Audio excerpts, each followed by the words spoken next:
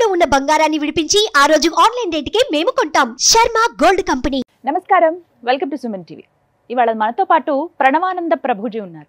Suman TV ప్రేక్షకులకు ఎంతో సుపరిచితులు వారు. ప్రత్యేకించి ఆ శ్రీకృష్ణ పరమాత్ముడి గురించి, వారి లీలల గురించి అనేక మాధ్యమాల్లో వారు చెప్పే విధానం కానీ, వారు చెప్పినటువంటి ప్రవచనాలు, వారి మాటలు విని ఎంతో మంది వాళ్ళ జీవితాల్లో చాలా మార్పులు చేసుకున్నారు. హరే కృష్ణ ప్రభుజీ, ఎలా ఉన్నారు? బాగున్నానండి. చాలా సంతోషం. చాలా రోజుల తర్వాత మాట్లాడుతూ ఉన్నాము. మీరు కూడా చాలా బిజీగా ఉన్నారని విన్నాము. అలాగే వివిధ దేశాలలో కృష్ణ భక్తి గురించి, అలా కృష్ణుడి లీలల గురించి మీరు ప్రవచనాలు ఇస్తూ ఉన్నారు. ఆస్ట్రేలియా వెళ్ళున్నారు రీసెంట్గా, తెలుసుకున్నాము. ఎలా ఉంది మీ ప్రస్తుతం మీ జర్నీ, ఎలా సాగుతోందండి? చాలా బిజీగా సాగుతుంది. ఒక ప్రోగ్రామ్ తర్వాత ఇంకో ప్రోగ్రామ్, ఒక ప్లేస్ తర్వాత ఇంకో ప్లేస్, ట్రావెలింగ్ ఎక్కువగా అవుతుంది అనమాట. సో సమ్హౌ ఇప్పుడు భగవంతుడు ఆ సేవనిస్తున్నారు, చేస్తున్నాం. అలాగే ఇవాళ ప్రత్యేకం ఏంటంటేనండి, ఎప్పుడు సింగిల్గా నేను ఉంటాను, ఒక యాంకర్గా నేను కొన్ని ప్రశ్నలు అడుగుతాను, మీరు వాటికి సమాధానాలు ఇస్తూ ఉంటారు. వ్యూవర్స్ అడిగిన కొన్ని క్వశ్చన్స్ కామెంట్స్ రూపంలో ఉన్న వాటిని మాత్రమే మీ ముందు ఉంచాను. కానీ ఇవాళ మీ వీడియోస్ చూసి చాలా వరకు పరివర్తన చెందినటువంటి కొంతమందిని తీసుకొచ్చాను.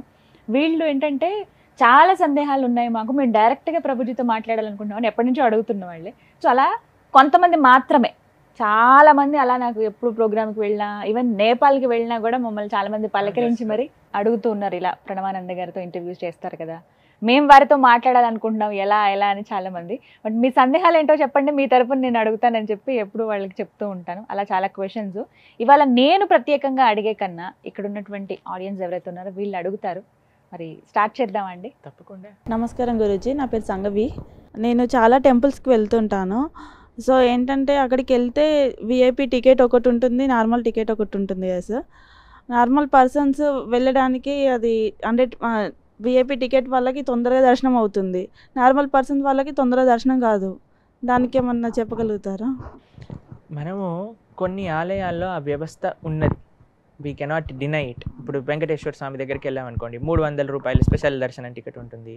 తర్వాత సామాన్యులు వస్తారు, నడకదారి వాళ్ళు వస్తారు. ఇప్పుడు భగవంతుడి దృష్టిలో అందరు సేమే అండి. ఆయన ఏమి వీళ్ళు 300 వల్ల ఇంకో ఎక్స్ట్రా కృపిస్తా, వీళ్ళు నడుచుకుంటూ వచ్చారా పర్వాలేదులే వీళ్ళని లాస్ట్ చూస్తా, అలా ఉండదు కదండి. స్వామి ఎప్పుడు సేమ్ అనుగ్రహం, అందరికీ ఒకటే విధంగా భగవంతుడు భావన ఉంటుంది. కానీ ఒక వ్యవస్థ, ఇప్పుడు కొంతమంది మేము ఫ్రీ దర్శనానికి వెళ్ళినప్పుడు కొంతమందిని అడిగాం, మీకు ఏదన్నా అంటే ఎందుకోసం మీరు ఫ్రీగా దర్శనం చేసుకుంటున్నారు, 300 టికెట్లు ఎందుకు కొనుక్కోలేదు? మాకేం పర్వాలేదండి, మేము లైన్లో హాయిగా గోవిందనామాలు చెప్పుకుంటాం, ఇక్కడ వేడివేడిగా బిసిబల్లి బాత్ ఇచ్చారు, ఇప్పుడే తిన్నాం, మేము కాఫీ తాగాం, టాయ్ తాగాం, ఇక్కడ పిల్లలు పడుకున్నారు, నేను కూడా పడుకుంటాను, రేపు పొద్దున్న లేసి స్నానం చేసి దర్శనానికి వెళ్తాం. అంటే మీకేమి కష్టం కలగట్లేదు కదా? కష్టమేముంది, ఇంత బ్రహ్మాండంగా ఉంది, దేవుడి సన్నిధిలో గలపగలుగుతున్నాము అని కొంతమంది చెప్పినారు నాకు. దాంతోపాటు కొంతమందికి ఇబ్బంది అవుతుంది. సపోజ్ కొంతమంది ఫస్ట్ విఐపీలు అందరినీ పంపించేశారు, దాని తర్వాత ఇది. ఈ వ్యవస్థ ఎక్కడ లేదు చెప్పండి. మీరు ఎప్పుడైనా క్రికెట్ చూడడానికి వెళ్ళారనుకోండి, విఐపి సీట్లను ఉంటాయి, ఫ్రంట్ కారిడార్ సీట్లను ఉంటాయి. సినిమా థియేటర్కి వెళ్ళారా మీరు, రిక్లైనర్ సీట్లు ఉంటాయి, బాల్కనీ థియేటర్ సీట్లు ఉంటాయి. అందరికంటే తక్కువ పెట్టిన వాడి ఫస్ట్ సీట్ ఇస్తాడు, వాడు ఇలా చూడాలి సినిమాని. అందరికంటే ఎక్కువ కాస్ట్లీ టికెట్స్ అన్ని కొద్దిగా వెనకాల ఉంటాయి, అక్కడ నుంచి హ్యాపీగా వాడు రిలాక్స్ అయ్యి చూస్తూ ఉంటాడు. అన్ని చోట్ల ఉన్నది కదా ఈ సిస్టమ్. ఆ సిస్టమ్ని మరి దేవుడి దగ్గర ఎందుకు, అన్యాయం కదా అని చాలామందికి మనసులో బాధ వస్తుంది.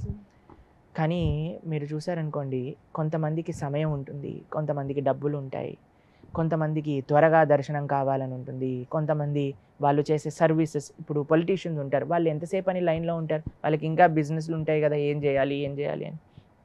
కానీ ఒక ఓవరాల్ మంచి మూడ్ అని అంటే, మీకు కొన్ని ఆలయాల్లో దక్షిణాది ప్రదేశాలలో అలా విఐపి టికెట్స్ ఉంటాయి. మీరు పూరి జగన్నాథ్ వెళ్ళారా ఎప్పుడైనా? అందులో విఐపి లేడు, ఎవరు లేడు, అందరు నేసి తొక్కేయటం అంతే. అక్కడ ఏం తారతమ్యం ఉండదు, ఎవడు వచ్చినా అదే లైన్లో వెళ్ళాలి, అదే లైన్లో బయట రావాలి. మేము అయోధ్య రామ మందిర ప్రతిష్టకు ఉన్నాం మేము అక్కడ. ఆ రోజు జనవరి 22వ తారీఖున, ఆ రోజు దర్శనం వెళ్ళే సమయానికి మేము మళ్ళీ బయటకు వస్తామా లేదా తెలియని పరిస్థితిలో ఉండే మేము. అలా అందరూ ఒకటే దారి, విఐపి లేరు, ఎవరు లేరు. వివిఐపి పెద్ద పెద్ద వాళ్ళు 30 సెక్యూరిటీ పెట్టుకున్న వాళ్ళు వచ్చిన వాళ్ళు కూడా, అయ్యా రామ ఈసారి మిమ్మల్ని చూడలేము, ఈ రష్కి నెక్స్ట్ టైం వస్తాము అని చెప్పి వెళ్ళిపోయిన వాళ్ళు తెలుసు. రామాయణ సీరియల్లో ఎవరైతే రాముడి పాత్ర చేశారో ఆయనకి దర్శనం కలగలేదు ఆ రోజు. అంత సామాన్య ప్రజలందరూ కూడా అలా ఆలయంలోకి వెళ్ళిపోయి అలా బయటికి వెళ్ళిపోయి, ఇప్పటికీ కూడా కొన్ని ఆలయాల్లో లేవు, కొన్ని వ్యవస్థలు ఉన్నాయి. అది కరెక్టా రాంగా అని అంటే కొన్ని విధాలుగా చూస్తే అది రాంగ్, కానీ కొన్ని విధాలుగా చూస్తే అది కరెక్ట్. కొంతమందికి సమయం ఉంటుంది, వాళ్ళు దర్శనం కోసం స్పెండ్ చేస్తారు. కొంతమందికి డబ్బులు ఉన్నాయా, నేను ఉండలేను, త్వరగా దర్శనం చేసుకోవాలి, చేసుకుంటారు. అలాగే వికలాంగులకి సపరేట్ లైన్ ఉంది తిరుమలలో, వాళ్ళు తొందరగా ఎవరెవరి కన్వీనియన్స్ బట్టి వాళ్ళు. ఈ వ్యవస్థలో కొద్దిగా అలాంటి తప్పులు ఉండొచ్చు, కానీ భగవంతుడి దృష్టిలో తప్పు ఉండదండి. ఆయన విఐపి దర్శనంలో కళ్ళు కొద్దిగా ఇలా పెద్దగా చేసి, ఫ్రీ దర్శనంలో కొద్దిగా కళ్ళు కింద చేసి, ఆయన ఏదో బిజీగా వీళ్ళు ఫ్రీ వాళ్ళే, పద్మావతి నువ్వు చెప్పు, అలా ఏమి ఉండదు ఆయన దగ్గర. ఎవరొచ్చినా అలానే నవ్వుతూ ఉంటారు, ఎవరొచ్చినా అదే అభయహస్తాన్ని ఇలా పట్టుకొని ఉంటారు, అందరికీ ఒక విధంగా ఆశీర్వదిస్తుంటారు. కానీ మీకు ఒక విషయం చెప్పనా అండి, కష్టపడిన వాళ్ళకి ఇంకొక రవ్వ ఎక్కువ కృపనే భగవంతుడు అందిస్తాడండి. ఇప్పుడు మీకు ఎవరైనా మీ పుట్టినరోజు రోజు ఒకళ్ళు కార్డ్ షాప్లో చాలా ఫ్యాన్సీ గ్రీటింగ్ కార్డ్ కొని మీకు ఇచ్చారు, కానీ ఒక పిల్లవాడు 5 రోజులు కూర్చొని స్కెచ్ పెన్తో డ్రా చేసి మీ ఫొటోస్ అన్ని కలెక్ట్ చేసి నీట్గా పెట్టి ఫ్లవర్స్ కొనుక్కొని బొకేలా అరేంజ్ చేసి తీసుకొని మీకు ఇచ్చారు. మీరు ఎవరి గిఫ్ట్ చూసి ఇంప్రెస్ అవుతారు? ఎవరైతే కష్టపడ్డారో, ఎవరైతే ఎక్కువ సమయాన్ని వెచ్చించారో, ఎవరైతే ఆ ప్రేమని ఇన్వెస్ట్ చేశారో వాళ్ళపైనే కదా ఎక్కువ గొప్ప చూపించేది, వాళ్ళకినే కదా ఎక్కువ మీకు నచ్చేది. భగవంతుడు కూడా అంతే అండి. ఆ కష్టము ప్రేమగా మారుతుంది. ప్రేమ ఉంటేనే కష్టపడతాం, లేకపోతే ఎందుకు కష్టపడతామండి? కాబట్టి నిజంగా చెప్పాలి అని అంటే వివిఐపి దర్శనం చేసుకునే వాళ్ళకి ఎక్కువ సుకృత, ఫ్రీ దర్శనంలోకి వెళ్ళే వాళ్ళకి ఎక్కువ సుకృత అంటే ఫ్రీ దర్శనంకే ఎక్కువ సుకృతి. ఎందుకు తెలుసా? ఎక్కువసేపు వాళ్ళు ఆ దివ్యక్షేత్రంలో ఉండగలుగుతారు, ఎక్కువ ప్రసాదాన్ని స్వీకరించగలుగుతారు, ఎక్కువ గోవింద నామాన్ని వినగలుగుతారు, ఎక్కువసార్లు గోవింద. ఇప్పుడు టికెట్లు కే చేసేస్తారు తెలుసు కదా మీకు, తిరుపతిలో ఈ కొద్దిగా రెస్ట్లెస్ అవ్వగానే గోవింద గోవింద గోవింద గట్టిగా అరుస్తారనమాట. తర్వాత మళ్ళీ కొద్దిగా శాంతి అయిపోతుంది, పక్కన వాళ్ళు వెళ్ళిపోగానే మళ్ళీ గట్టిగా అరుస్తారు, మళ్ళీ మెల్లగా అయిపోతుంది. తర్వాత మళ్ళీ మన టర్న్ వచ్చినప్పుడు మళ్ళీ గోవింద, కోపం వచ్చినా గోవింద, బాధ వేసినా గోవింద, ఆనందం వేసినా గోవింద, దగ్గరికి వెళ్తున్నామని గోవింద. ఎంత సుకృతి చెప్పండి. కాబట్టి at the end of the day VVIP వాళ్ళు ఎంతసేపు ఉంటారు? ఒక 10 నిమిషాలు ఉండి పరిగెత్తుకుంటారు. వాళ్ళకి ఎక్కువ అదృష్టమా? ఫ్రీ లైన్లో ఉండి 15, ఇందాక గీతాంజలి గారు చెప్పారు 17 గంటలు పట్టిందట దర్శనానికి అని. 17 గంటలు స్వామివారి గుడి పక్కనే ఉండే అదృష్టం ఎవరికి దక్కుతుందండి? అది మాత్రం నిజం అండి. కాబట్టి మనము ప్రపంచాన్ని ఏ దృష్టితో చూస్తే మనకు అలా కనిపిస్తుంది. యద్భావం తద్భవతి. కానీ మన మనసులో కానీ ప్రతి దాంట్లో పాజిటివ్ అవుట్లుక్ కానీ ఉండగలిగితే మనకి ప్రతి విషయంలో కూడా మంచి కనిపిస్తుంది. అంటే దేవుడి ముందు అందరూ ఒకటే, ఆయనకి అందరూ 110 పేదైనా ధనిక.